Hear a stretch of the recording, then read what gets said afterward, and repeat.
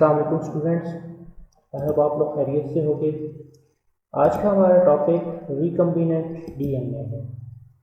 Recombinant DNA क्या होता है, उसको कैसे प्रोड्यूस किया जाता है, उसका क्या पर्पस है, ये आज के लेक्चर में हम डिस्कस करेंगे। सबसे पहले हम डिस्कस करेंगे रिकम्बिनेंट डीएनए क्या होगा। रिकम्बिनेंट डीएनए या उसे आरडीएनए भी से भी डिनोट किया जाता है, is made by combining DNA from 2 और मोर सोर्सेज। सिंपल वर्ड्स में ये है कि दो डिफरेंट सोर्सेज से डीएनए या डीएनए का कुछ पोर्शन लेके एक जगह पे कंबाइन करना, ये रिकम्बिनेंट डीएनए कहलाता है।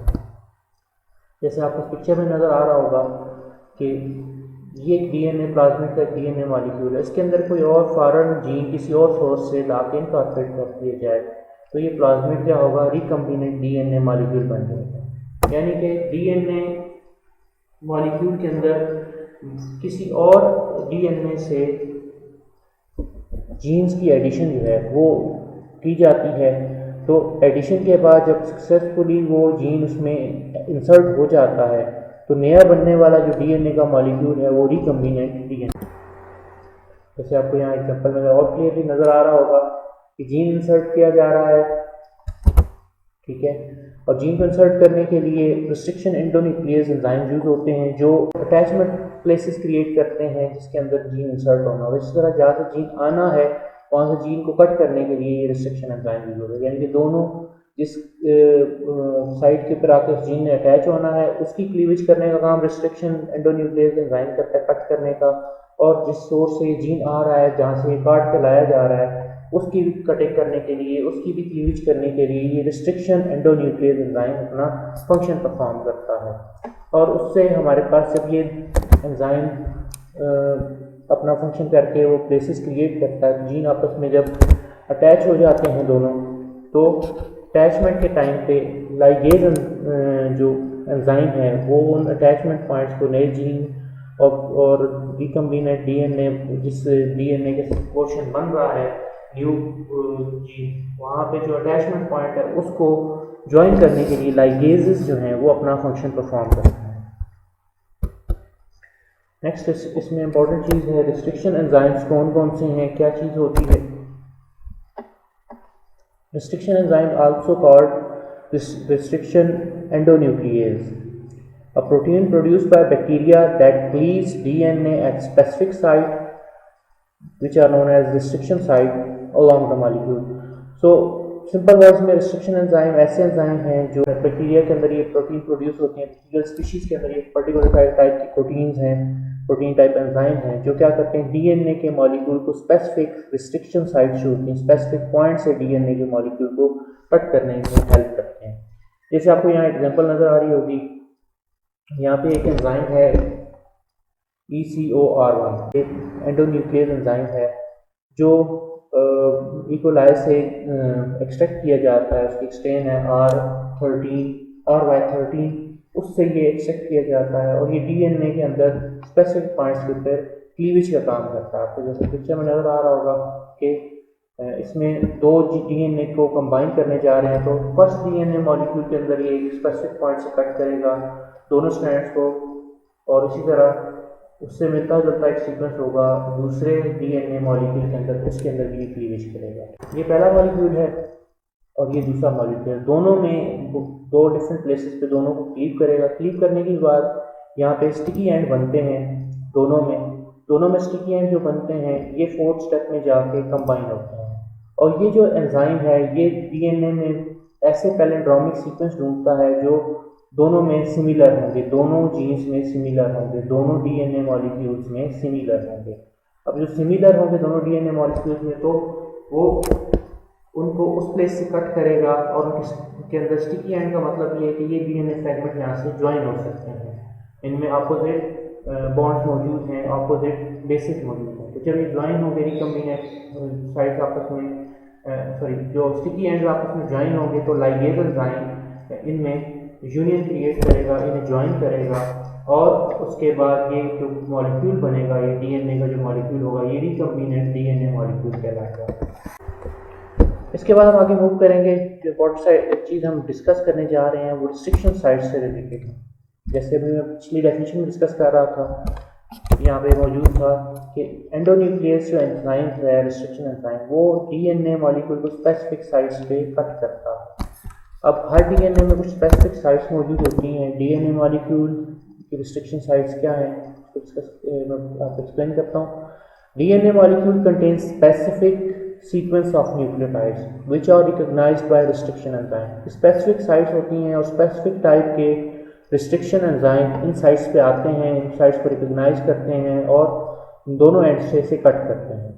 मोस्ट कॉमनली ये जो रिस्ट्रिक्शन साइट्स होती हैं ये 4 to 8 बेस पेयर्स लेंथ की होती हैं और इन साइट्स पे रिस्ट्रिक्शन एंजाइम अपनी एक्टिविटी जो है क्लीवेज की वो आके परफॉर्म करता है।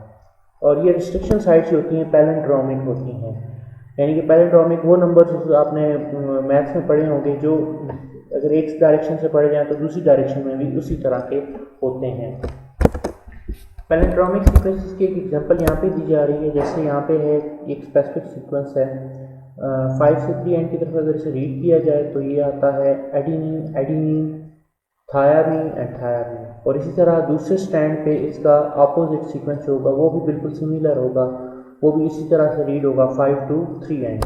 जैसे आपको यहाँ नज़र आ रहा है, अगर इसको 5 to 3 एंड पढ़ेंगे तो ये पैलिंड्रोमिक इसका सीक्वेंस नीचे मौजूद है जो 5 to 3 एंड एग्जैक्टली वैसे ही पढ़ा जाएगा, एडेनिन, एडेनिन, थायामीन, थायामीन। तो इस तरह के पैलिंड्रोमिक सीक्वेंसेस होते हैं रिस्ट्रिक्शन साइट पे जिन्हें स्पेसिफिक टाइप के रिस्ट्रिक्शन एंजाइम्स आके रीड करते हैं। अब restriction enzymes may cut the sequence between two nucleotides within the recognition site। तो यहाँ पे आपको नजर आ रहा है रिकग्निशन साइट पे वो दोनों एंड्स पे कट करेगा। जैसे जी और ए के दरमियान वो कट लगा रहा है ऊपर वाले स्टैंड में, उसका नीचे वाले स्टैंड में भी उसी जगह पे ये कट लगाएगा, तो दोनों साइड से उसको कट करेगा। डीएनए के डबल स्टैंड के दोनों साइड पे ये कट लगाने का जो है फंक्शन परफॉर्म करता है रिस्ट्रिक्शन एंजाइम, तो दोनों साइड से कट करता है। साइड्स की एग्जांपल्स हैं, ठीक है। Cloning vectors most commonly use होते हैं प्लाज्मिड वगैरह, उनमें ये रिस्ट्रिक्शन साइट पाई जाती हैं। और जो cloning vector needs a single cleavage site for each one और मोर रिस्ट्रिक्शन एंजाइम यूज। जितने भी रिस्ट्रिक्शन एंजाइम हैं ये आपको एंजाइम्स नज़र आ रहे हैं, डिफरेंट साइट्स नज़र आ रही हैं जिनके ऊपर आपके एंजाइम्स अपना वर्क करेंगे। डिफरेंट माइक्रोब्स से ये आइसोलेट हुए हुए जो एंजाइम्स हैं ये डिफरेंट टाइप के सीक्वेंसेस को क्लीव करने में हेल्प करते हैं, इसलिए इन्हें डिफरेंट नाम दिए जाते हैं। आने वाली स्लाइड में वो कौन से हैं, किस सोर्स से आ रहे हैं, वो भी डिस्कस हो जाएंगे।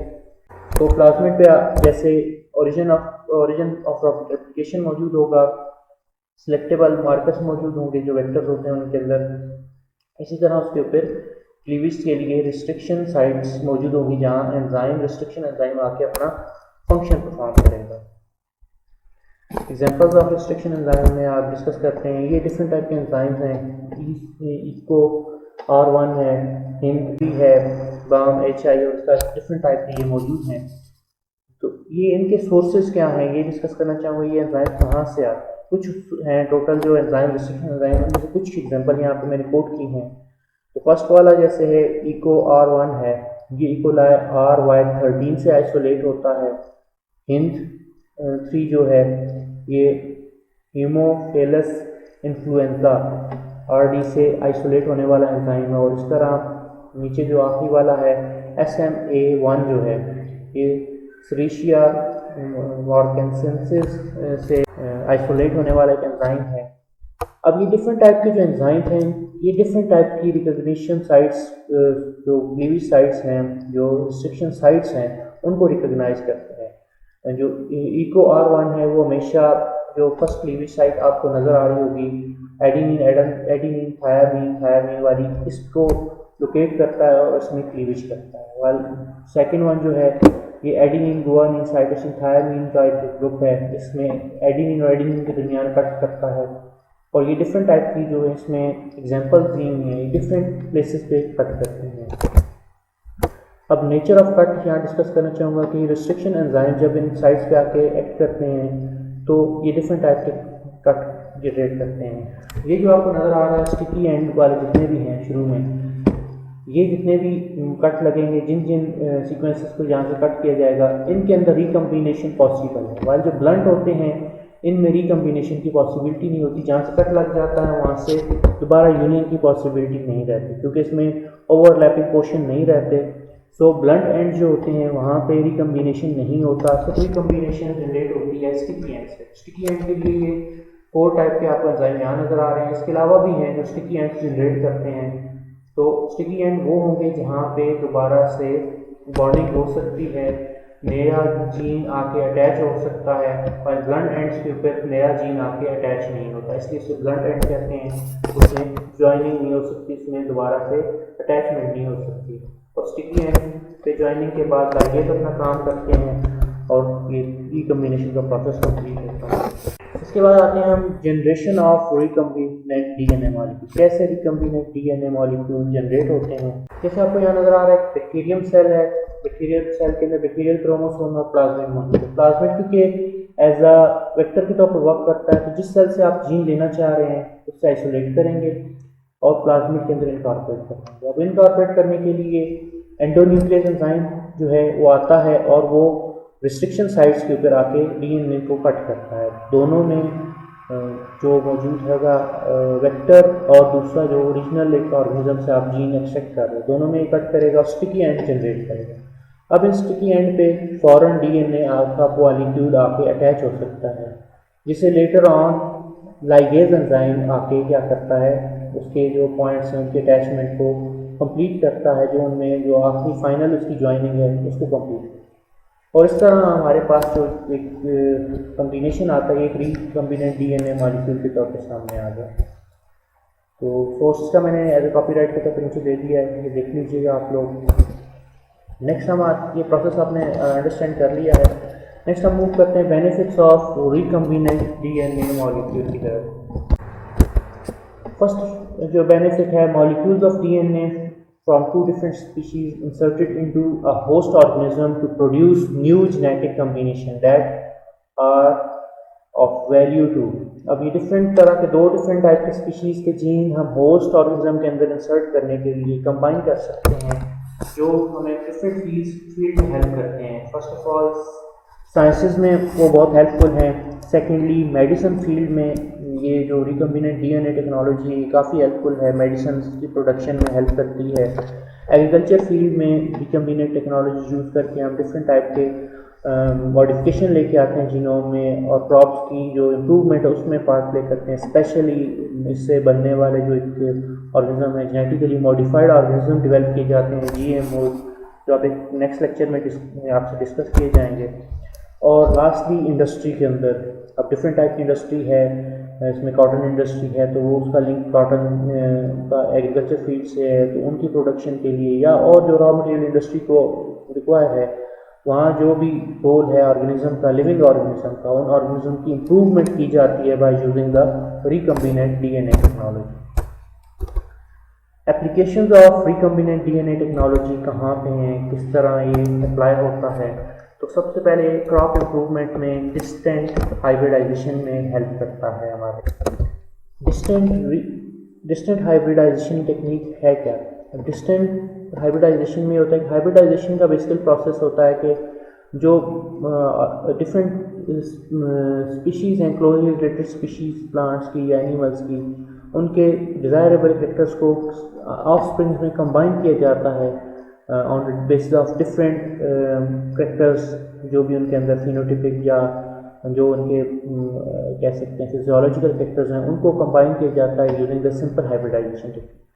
अब उसमें हमेशा क्लोज रिलेटिव जिनकी आपस में पोलिनेशन पॉसिबल है, उनको ही हम कंबाइन कर सकते हैं जीन्स को, कि उनकी पोलिनेशन आपस में करवाई जाए और फर्टिलाइजेशन का प्रोसेस और नए सीड जो हैं वो दोनों के कैरेक्टर्स को कंबाइन करके लेते हैं। लेकिन using the recombinant DNA technology हम उससे आगे जा सकते हैं, हम डिस्टेंट हाइब्रिडाइजेशन की तरफ जा सकते हैं। ऐसे प्लांट स्पीशीज़ या एनिमल स्पीशीज़ जिन जो क्लोजली रिलेट नहीं करते, यानी कि वीट के अंदर हमको ऐसा जीन इंसर्ट करें जो किसी और क्रॉप का हो, वो टोमेटो का हो सकता है, पोटैटो का हो सकता है।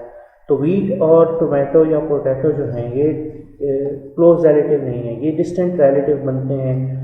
इवन के इनके जनरा भी डिफरेंट हो सकते हैं, जिन डिफरेंट जनरा के जो जीन्स हैं वो वीट के अंदर इंट्रोड्यूस करवाए जा सकते हैं। तो इंट्रोडक्शन की जा सकती है नए जीन्स की using the distant hybridization technique. इसमें हम रिकम्बिनेंट टेक्नोलॉजी को हेल्प लेंगे और डिफरेंट टाइप के जीन जो किसी और ऑर्गेनिज्म के जीन हैं उन्हें यूजिंग द वेक्टर प्लाज्मिड को एज अ वेक्टर यूज़ करते हुए वीट के जीनोम का हिस्सा बनाएंगे। तो ये डिस्टेंट हाइब्रिडाइजेशन कहलाती है। नेक्स्ट इसमें आ जाती है डेवलपमेंट ऑफ ट्रांसजीनिक प्लांट्स। ये एक बहुत बड़ी ब्रेक थ्रू है एनिमल साइंस में, ट्रांसजीनिक प्लांट क्रिएट करना। जैसे आपको पता है कि जेनेटिकली मॉडिफाइड ऑर्गेनिज्म ऐसे ऑर्गेनिज्म होते हैं जिनके अंदर फॉरेन डीएनए इंट्रोड्यूस करवाया हुआ था, किसी और ऑर्गेनिज्म से उनमें डीएनए इंट्रोड्यूस करवाया हुआ था। तो ट्रांसजीनिक प्लांट्स इस तरह डेवलप किए जाते हैं। इसकी एग्जांपल है कॉटन के अंदर आती है, कॉर्न के अंदर है, पोटैटो के अंदर है। इंसेक्ट से रेजिस्टेंस के लिए एक बैक्टीरियल जीन है बैसिलस थोरेंजेंसिस का, जिसे हम इंट्रोड्यूस करवाते हैं प्लांट्स स्पेशली कॉटन में, कॉर्न में और पोटैटो एंड टोबैको में ये जीन इंट्रोड्यूस करवाए गए और कमर्शियली ये क्रॉप्स अवेलेबल हैं, मार्केट हो रही हैं।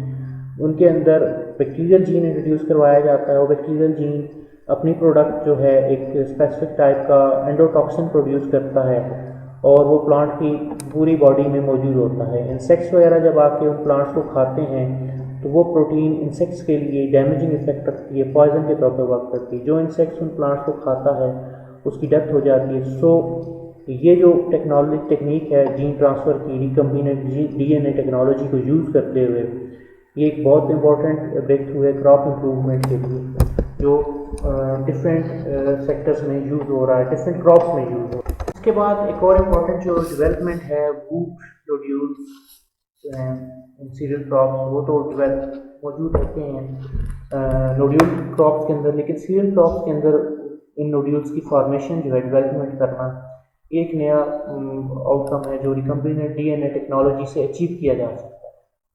अब इस टेक्निक को यूज़ करते हुए ऐसी क्रॉप जिनके अंदर ये नोड्यूल्स फॉर्म नहीं होते, नोड्यूल्स क्या हैं इसको मैं पहले डिस्क्राइब कर देता हूँ कि बहुत सारी ऐसी क्रॉप जैसे जिनमें ग्रैम चने जो हैं उनमें उनकी रूट्स में ऐसी पॉकेट्स होती हैं, ऐसे पोर्शन मौजूद होते हैं जिनके अंदर नाइट्रोजन फिक्सेशन के लिए नाइट्रोजन फिक्सिंग बैक्टीरिया राइजोबियम वगैरह वो स्टे करते हैं, रहते हैं और सिम्बायोटिक रिलेशनशिप होता है। प्लांट से वो फूड लेते हैं और एटमॉस्फेरिक नाइट्रोजन जो है उसे वो फिक्स करके देते हैं नाइट्रेट्स की फॉर्म में। प्लांट्स को के लिए सॉइल के अंदर वो प्रोविजन देते हैं उसकी, प्लांट्स सॉइल से उस नाइट्रोजन को अपटेक करता है और इन रिटर्न उन बैक्टीरिया को वो फूड की फॉर्म में फूड प्रोवाइड करता है। तो ये सिम्बायोटिक रिलेशनशिप पाया जाता है नोड्यूल फार्मिंग प्लांट्स के अंदर। इसी तरह वीट, राइस और बार्ले वगैरह जो इस तरह की क्रॉप्स हैं उनके अंदर ये नोड्यूल्स नहीं होते।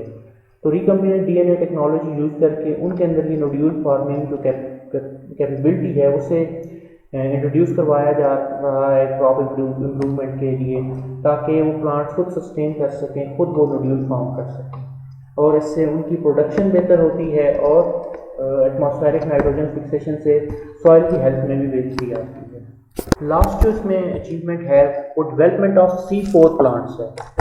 बहुत इंपॉर्टेंट ये फेज़ है, बहुत इंपॉर्टेंस रखती है ये कि आपको जैसे अंडरस्टैंड होगा कि जो C3 प्लांट्स हैं उनके अंदर कंपैरेटिवली C4 के प्रोडक्शन करना, कार्बोहाइड्रेट्स की या बायोमास प्रोड्यूस करने की कैपेबिलिटी कम होती है। उनका फोटोसिंथेटिक जो एफिशिएंसी है C3 प्लांट्स की वो कम होती है। अगर हम उन C3 प्लांट्स को कन्वर्ट कर लें C4 प्लांट्स में using the recombinant DNA technology, तो प्लांट्स के अंदर उन प्लांट्स के अंदर जो इस कैपेबिलिटी जो इस चीज़ की कैपेबिलिटी नहीं रखते कि वो एफिशिएंटली फोटोसिंथेसिस कर सकें, तो उनकी फोटोसिंथेसिस इन्हेंस हो जाती है, वो ज़्यादा प्रोडक्शन दे सकते हैं, ज़्यादा यील्ड प्रोवाइड कर सकते हैं। तो ऐसी क्रॉप जिनके अंदर C4 पाथवे नहीं रन होता, ज़्यादा वो एफिशिएंट नहीं है फोटोसिंथेसिस में, फोटोसिंथेटिकली वो फूड प्रोड्यूस करने में, सो उन C3 प्लांट्स को कन्वर्ट किया जाता है C4 प्लांट्स में using the recombinant DNA technology. तो ये क्रॉप इम्प्रूवमेंट है, प्लांट की इम्प्रूवमेंट की टेक्नोलॉजी है जिसकी हेल्प से हम बेटर प्रोडक्शन ले सकते हैं, इन्हेंस्ड प्रोडक्शन ले सकते हैं, क्वालिटी प्रोड्यूस ले सकते हैं। और क्वालिटी प्रोड्यूस का जो बेनिफिट है वो ह्यूमन के लिए है for their food and other needs, जो उसमें फैब्रिक्स वगैरह की प्रोडक्शन के लिए कॉटन क्रॉप्स है और सभी जो क्रॉप्स हैं उन सब में ये चीज़ें, इन चीज़ों की इंट्रोडक्शन जो है वो ह्यूमन की नीड्स को फुलफिल करने में हेल्पफुल हो।